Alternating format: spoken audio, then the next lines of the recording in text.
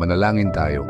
O Diyos na makapangyarihan sa lahat, lumalapit po ako sa inyo ngayong gabing ito na may pusong nagpapasalamat.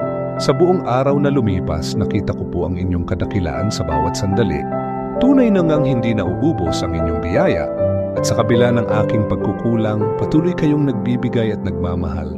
Panginoon, salamat po sa buhay na inyong ipinagkaloob. Salamat po sa bawat oras, sa kalakasan ng aking katawan, at sa pag-iingat ninyo sa akin at sa aking pamilya. Sa kabila ng mga pagsubok at hamon ng buhay, hindi ninyo ako pinabayaan. Patawarin mo po ako, O Diyos, sa aking mga pagkukulang. Sa mga pagkakataong hindi kita naalala, sa mga sandaling mas pinili kong umasa sa aking sariling kakayahan kaysa sa inyong walang hanggang karunungan. Patawarin mo po ako kung minsan ay nag-alinlangan ako sa inyong plano, kung may mga pagkakataong nanghina ang aking pananampalataya. Naway linisin mo ang aking puso at isipan upang patuloy akong lumakad sa landas na inyong inilaan.